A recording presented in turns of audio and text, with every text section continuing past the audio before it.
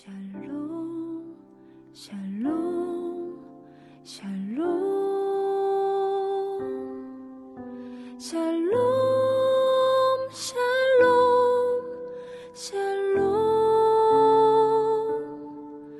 내니 두려워 말아라 나의 아들 나의 딸아 안심하라 샬롬 샬롬 샬롬 샬롬 샬롬 샬롬 나의 평안을 주노라 세상과는 다른 평안 두려워 마라 샬롬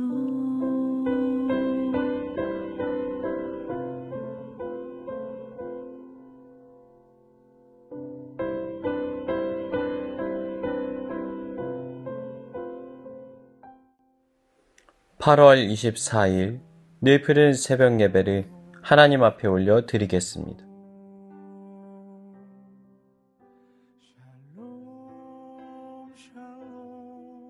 이사야서 20장의 말씀을 가지고 함께 말씀의 은혜 나누기를 원합니다.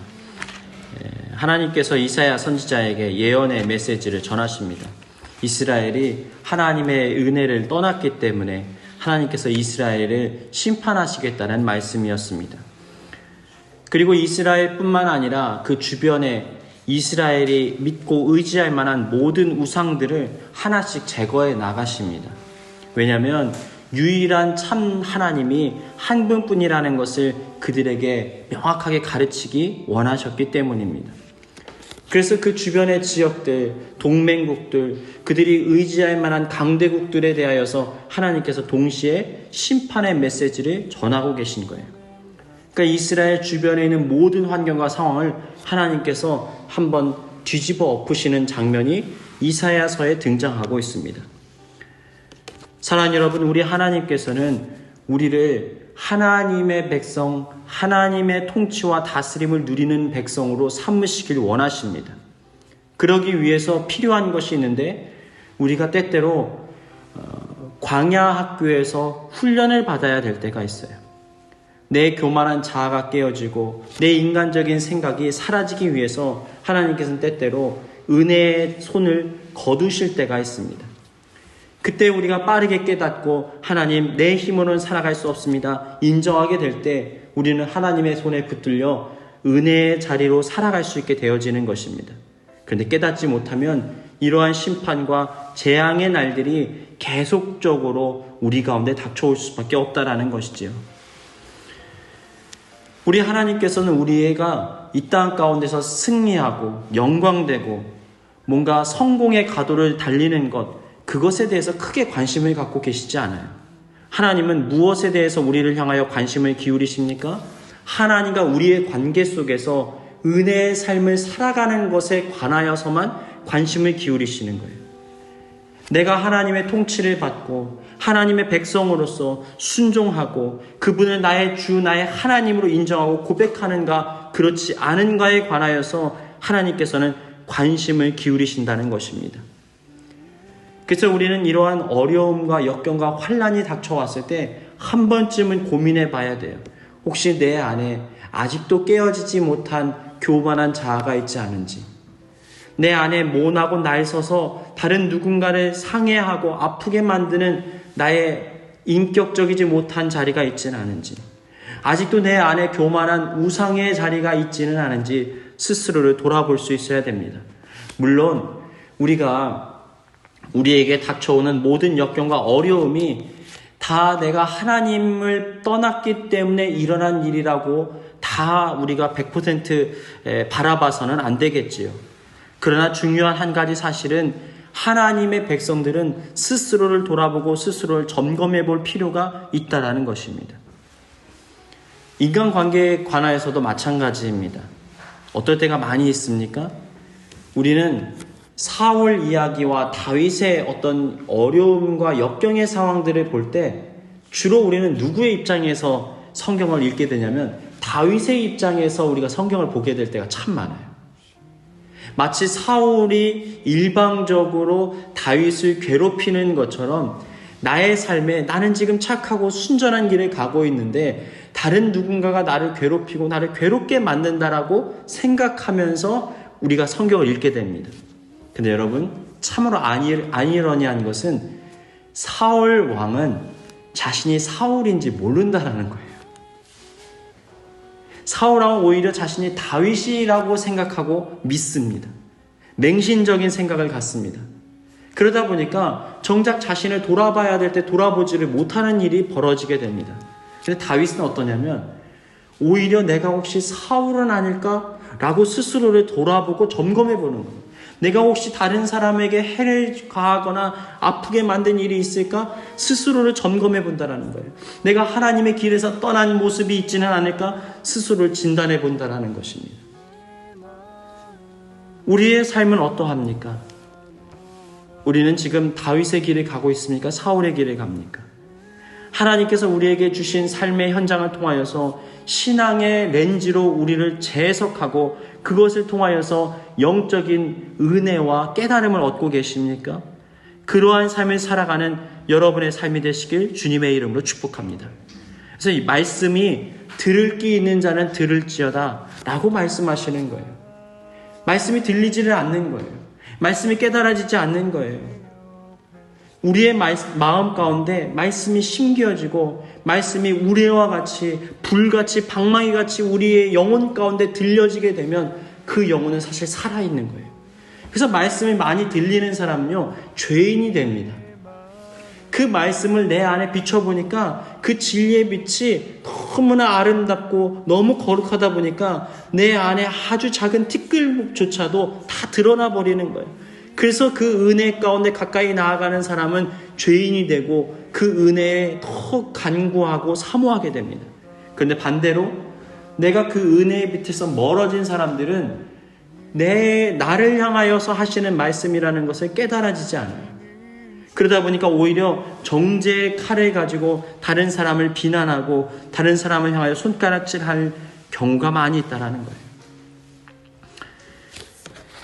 자, 이런 상황 속에서 오늘 20장의 말씀을 보니까 벗은 선지자의 예표, 파란 글씨로 이렇게 제목이 쓰여져 있습니다. 어떤 내용이지요? 아수르의 사르곤 왕이 지금 이 아스돗이라는 지역을 지금 치고 있습니다. 그런 상황이 언제냐면 주전, 그러니까 BC 711년이에요. 그 당시에 역사적인 현장을 지금 말하고 있는 겁니다. 그때 아모스의 아들 이사야에게 하나님께서 말씀하시는데 뭐라고 말씀하십니까? 네 허리에서 배를 끄르고 내 발에서 신을 벗어라. 그러니까 벗은 몸과 벗은 발로 다니니라. 그 당시만 해도 여러분 옷을 이렇게 그 세마포와 같은 옷을 한 벌로 된, 단벌로 된 이 옷을 입고 다녔습니다. 근데 이것을 풀으라는 거예요. 그리고 신발을 벗으라는 거예요. 그러고 보니까 지금 이 이사야 선지자의 몸이 맨몸이 되었습니다. 벌거벗어진 상황이 됩니다.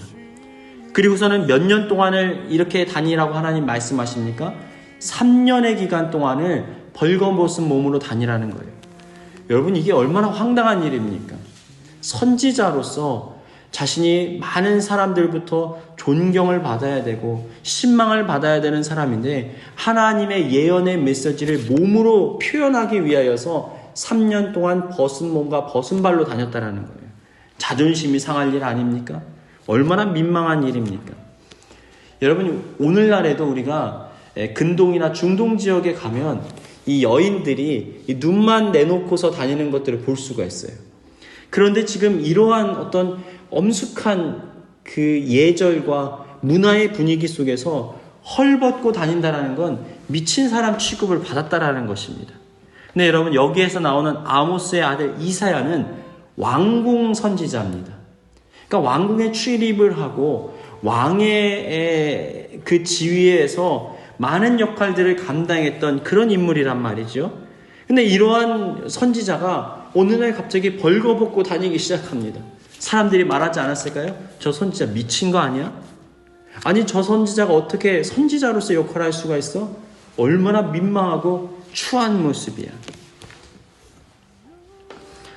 근데 여기에는 중요한 하나님의 영적인 메시지가 담겨져 있습니다. 무엇입니까? 여러분 한번 생각해 보세요. 지금 이 예언이 무슨 내용이냐면 아모스가 지금 벌거벗고 다니는 것처럼 이스라엘 백성들이 믿고 의지했던 구스와 애굽의 땅이 심판을 받아서 벌거벗은 자의 치욕을 당하게 될 거라고 하나님이 말씀하시는 거예요. 지금 아수르라는 대제국이 일어남으로 인해서 이스라엘을 침략하고 있습니다. 이 상황 속에 이스라엘이 하나님을 바라보고 하나님께 도우심을 간청하고 회개해야 되는데 지금 이 회개가 일어나질 않아요. 왜요? 믿을 구석이 있어요. 누가 믿을 구석입니까? 저기 바벨론도 믿을만 하고요. 애굽도 믿을만 하고요. 저기 구스 땅도 믿을만 합니다. 정말로 그 당시에만 해도 이 아수르 대제국하고 대항해서 이길 만한 충분한 힘을 가진 주변의 강대국들이에요. 관계도 좋았어요. 그러다 보니까 그들을 믿고 의지하다 보면 당연히 그들로 하여금 그 원수의 세력들을 무찔러 줄 것이라고 이스라엘 백성들이 기대했던 거예요. 하나님을 의지하는 게 아니라 인간적인 방법과 인간적인 술수를 지금 믿고 의지하고 있는 겁니다. 근데 이러한 상황 속에서 하나님이 준엄한 메시지를 전하시는 거예요. 애굽도 벌거벗게 될 것이다. 구스 땅도 벌거벗게 될 것이다. 네가 믿고 의지하는 모든 것들이 아무것도 아닌 것처럼 아무 힘도 발휘하지 못하게 될 것이다 라고 준엄한 메시지를 전하고 계신 거예요. 왜 전하실까요? 빨리 돌이키라는 거예요. 빨리 회개하라는 거예요. 빨리 은혜의 자료 나오라는 거예요. 더 이상 그들이 힘을 낼 수가 없다라는 거예요. 그러면 이 재앙도 빨리 끝이 나게 될 텐데 그들이 끝까지 그 자신의 고집을 꺾지 않고 하나님 앞에 겸손해지지 않는 그 모든 순간 속에서 어떤 일이 벌어지는 겁니까? 그들이 지금 계속한 고통을 당할 수밖에 없다라는 것입니다. 우리 하나님은 우리에게 징계하실 때 우리를 완전히 심판하셔서 멸망시키는 것을 결코 기뻐하지 않으신다라는 것을 기억하시길 축복합니다. 그래서 주님 앞에 나아가면 하나님은 언제든지 우리를 용서하시고 다시 회복시키고 싸매시는 분이에요. 자, 그런데 여러분 여기에 또 다른 비밀이 한 가지가 담겨져 있습니다. 그런데 말로 해도 되는데 왜 이사야 선지자로 하여금 굳이 3년 동안 벌거벗고 말씀을 전하라고 했을까? 여러분 한번 생각해 보세요. 제가 오늘 하나님이 벌거벗으라고 말씀하지 않으셨기 때문에 벗지 않았지만 오늘 제가 벌거벗고서 여러분들에게 말씀을 전한다고 하면 아마 여러분들도 충격과 혼란에 빠질 거예요. 물론 저도 여기에 단에 오르는데 벌거벗고 올라가라는 하나님의 명령이 들려도 그래도 안 됩니다 하나님 하지 않을까요? 그럼에도 불구하고 이사야가 순종할 수밖에 없었고 3년의 시간 동안 그가 이 거룩한 옷을 벗어던지고 선지자의 옷을 벗어던지고 벌거벗고 다녔던 이유가 뭘까요? 여긴 비밀이 담겨져 있어요. 여러분 한번 생각해 보세요. 지금 이 예언이 누구를 향한 겁니까? 이스라엘이 믿고 신뢰하는 애굽과 구스를 향한 심판의 메시지예요. 그런데 이 메시지는 바꿔 말하면 누구를 향한 메시지입니까? 그들이 믿고 의지했던 애굽과 구스 땅도 멸망하게 되고 벌거벗김을 당하게 될 텐데 이스라엘도 벌거벗김을 당하지 않겠습니까? 이건 당연한 거예요. 지금 이들이 위험에 빠진 거지 이 사람들이 위험에 빠진 게 아니란 말입니다. 그러니까 당연히 이스라엘 백성들은 더 많은 치욕과 수치를 경험하게 될 것입니다. 3년이 아니라 그 오랜 시간 그들이 벌거벗긴 것 차라리 죽었으면 좋겠다라는 치욕스러운 상황 가운데 빠져들게 될 것이란 말입니다. 근데 여러분 더 자세히 볼까요? 이스라엘은 누구에게 속한 백성입니까? 하나님께 속한 백성이에요. 그렇다면 이스라엘의 패망은 누구의 치욕이에요? 하나님의 치욕이라는 거예요. 하나님의 아픔이고 하나님의 고통이라는 거예요. 마치 하나님이 자신의 옷을 다 벌거벗김을 당하고 모든 열국으로부터 하나님이 능력이 없어 자신의 백성들을 돌보지 못하신다라는 그 수치와 치욕과 모욕을 당하셔야 되는 것을 지금 표현하고 있는 거예요. 여러분 한번 생각해 보세요. 하나님의 백성들이 잘 돼야 되는 이유가 뭡니까? 하나님의 영광을 위해서입니다. 아멘. 여러분 우리의 삶의 모든 중요한 목적 중에 뭐라고 말하고 있어요? 그런즉 너희는 먹든지 마시든지 무엇을 하든지 하나님의 영광을 위하여 하라. 왜 우리가 건강해야 됩니까? 왜 우리가 하는 일마다 형통해야 됩니까? 왜 하는 것마다 하나님의 은혜가 누려져야 됩니까? 왜 우리가 하나님의 은혜 안에서 기쁘고 복된 삶을 살아가야 됩니까? 여러분 우리가 하나님을 향하여 영광 돌리는 도구로 쓰임받아야 하기 때문입니다.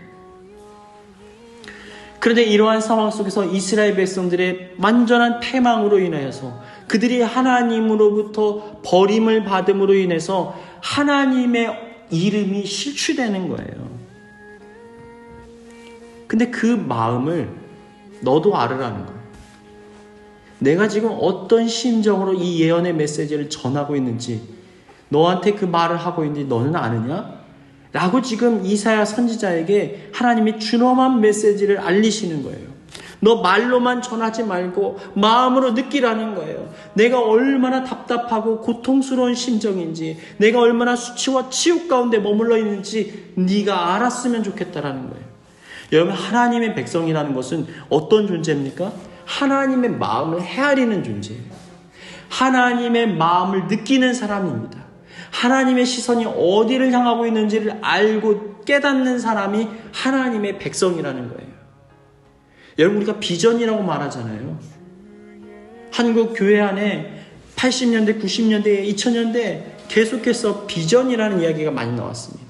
꿈이라는 얘기가 많이 나왔어요. 여러분 근데 꿈이라는 것은 단순히 내가 꾸는 꿈, 내가 원하는 소망을 말하는 게 아니라 하나님이 꾸시는 것, 하나님이 바라보고 계시는 것을 내가 같은 선상에 서서 그것을 같이 바라보는 거예요. 아, 주님의 시선이 여기에 있구나. 어느 목사님이 아주 재밌는 얘기를 하시더라고요. 하나님의 젓가락. 이게 무슨 얘기냐면 성도님들이 이렇게 집마다 신방을 하게 되는데, 가가오 다니면서 신방을 하는데 어느 순간에 보니까 이상한 경험을 했다라는 거예요. 이 식사가 한국에서는 이렇게 여러 가지 이렇게 반찬들이 많이 나오는데 이 반찬이 이 집을 다닐 때마다 쫓아다니는 것을 느꼈대요. 예를 들어서 뭐 미역줄기다. 그러면 미역줄기가 이 집에서도 나오고 저 집에서도 나오고 저 집에서 나오고 이상하다. 이게 왜 이렇게 쫓아다니지? 어떤 이상한 느낌을 받아서 나중에 알아보니까 어떤 일이에요? 성도님들이 물어보는 거예요. 목사님이 어떤 거를 좋아하시대? 아, 그 미역을 좋아하시는 것 같아. 그러니까 아 그래? 그럼 이 집에서도 준비하고 그리고 그 다음 집에서도 준비하고, 그러니까 이 음식이 쫓아다니는 거예요. 그거를 가리켜서 큰 깨달음을 얻으셨대요. 아, 하나님의 젓가락. 하나님의 젓가락이 어디로 자주 향하는지를 보고 깨닫는 것이 성도의 삶이라는 거예요. 여러분 하나님의 믿는 하나님의 백성들은요, 하나님의 마음을 헤아릴 줄 알아야 됩니다. 아멘. 사실 관계가 없잖아요. 이사야 선지자는 뭘 해도요 어려움 당하지 않아요. 예언자이기 때문에, 선지자이기 때문에 같이 가슴은 아플 수 있지만 직접적인 어려움은 당하지 않을 거예요. 왜냐하면 하나님께서 그를 살려야 예언의 메시지를 계속 전할 수 있기 때문입니다. 그럼에도 불구하고 말하는 거예요. 말뿐인 예언하지 말라는 거예요. 너의 심령을 다하여서 쏟아내라고 말씀하시는 거예요. 여러분 그게 하나님의 마음이에요. 목회자도 성도들의 마음이 같이 아프고 그 기도가 갈급하지 않으면요 기도가 안 나와요. 그런데 그 목회자의 삶을 하나님께서 연단시킴으로 성도의 마음이 내 마음이 돼서 피를 끓는 심정으로 기도할 수밖에 없게 하나님이 만들어 가시는 거예요. 여러분 비단 목회자뿐입니까? 성도들도 마찬가지예요. 중직자들도 마찬가지예요. 성도의 아픔이 나의 아픔이 되면 그때야 비로소 내가 주님의 몸 안에 깃들어 있다는 걸 깨닫는 거예요. 주님의 살과 피라고 말하잖아요. 우리는 그 몸의 지체라고 말하잖아요. 한 지체가 아프면 다른 지체가 아프다고 말하지 않습니까? 여러분 이게 동일한 거예요. 내가 하나님의 음성을 듣고 하나님의 마음을 깨달으면 누군가를 볼 때 하나님의 시선으로 보니까 불쌍한 거예요. 궁휼한 마음이 드는 거예요. 강박하고 완악한 사람이 누군가에게 상처를 주는 장면을 보게 됐을 때 그 사람을 보면 저 사람 왜 저래가 아니라 참 불쌍하다. 하나님이 어떤 마음으로 저를 바라보실까? 라는 마음이 드는 거예요. 약하고 부족한 자리에 주님의 마음을 함께 공감하고 느끼는 것. 여러분, 이게 신앙생활입니다.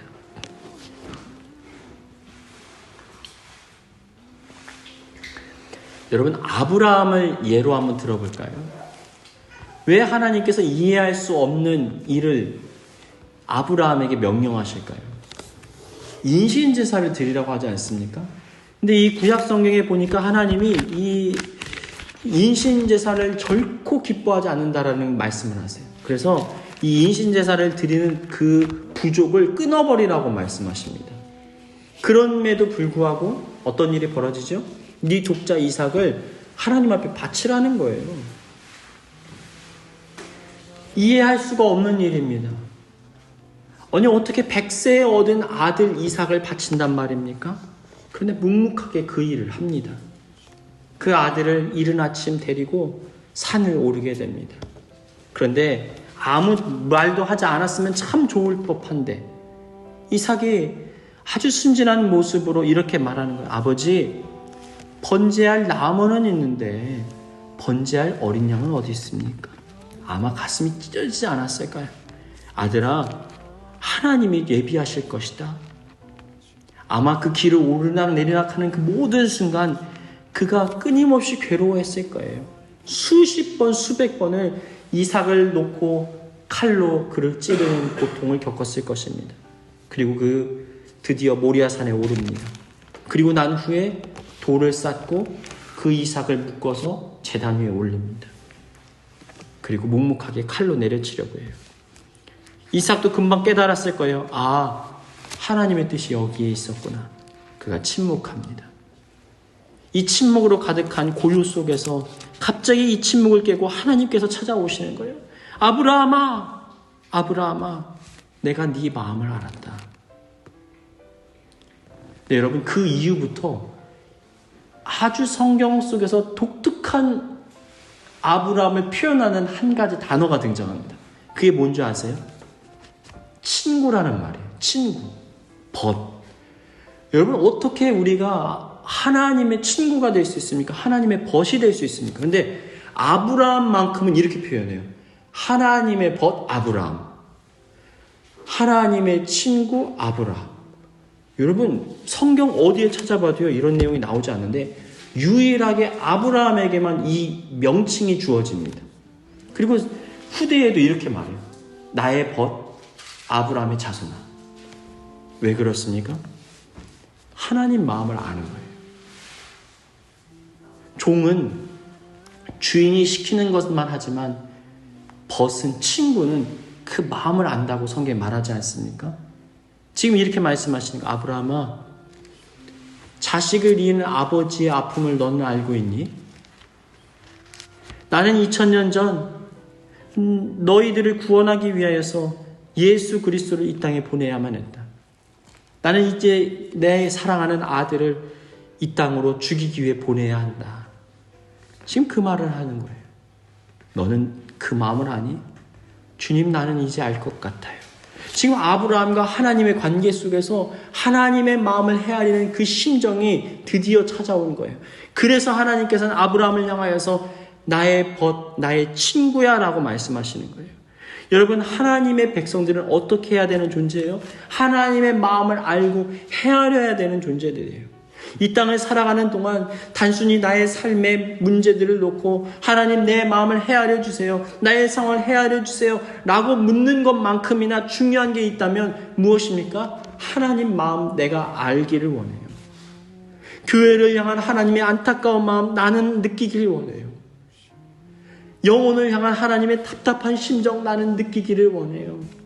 주님, 그럼 제가 무엇을 해야 됩니까? 이 교회를 향하여서 하나님의 영광을 위하여서 내가 무엇을 해야 됩니까? 지금 이사야 선지자에게 물어보는 거예요. 넌 내 마음을 아니? 이 벌거벗겨진 나의 마음을 너는 알고 있니?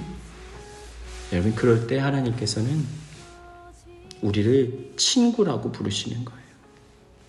사랑하는 여러분, 오늘 우리의 마음 가운데 이러한 하나님의 은혜가 넘치기를 바랍니다. 하나님의 마음을 품고 하나님의 뜻대로 행하는 저와 여러분의 삶이 되시길 주님의 이름으로 축원합니다.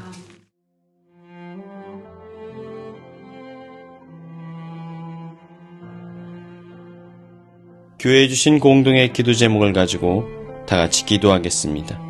연약하고 죄인된 우리이지만 이 땅을 살아가는 동안 주님의 보혈을 힘입어 하나님 나라를 위하여 사용되게 하여 주옵소서.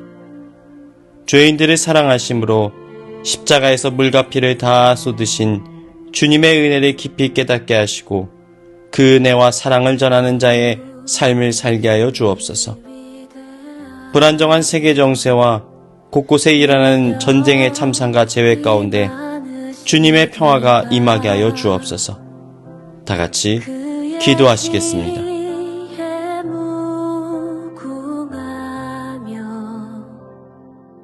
인자는 영원하도다.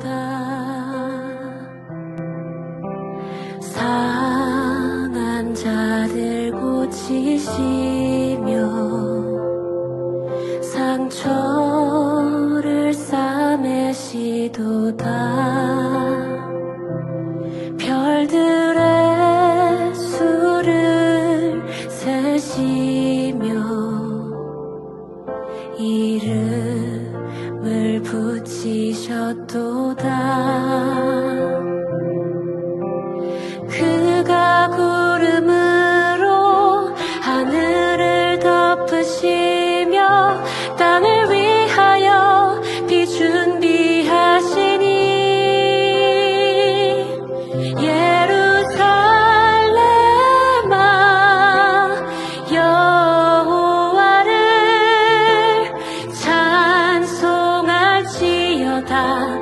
내 하나님을 감사함으로 그 앞에 나가며 주 임재 앞에 경배해.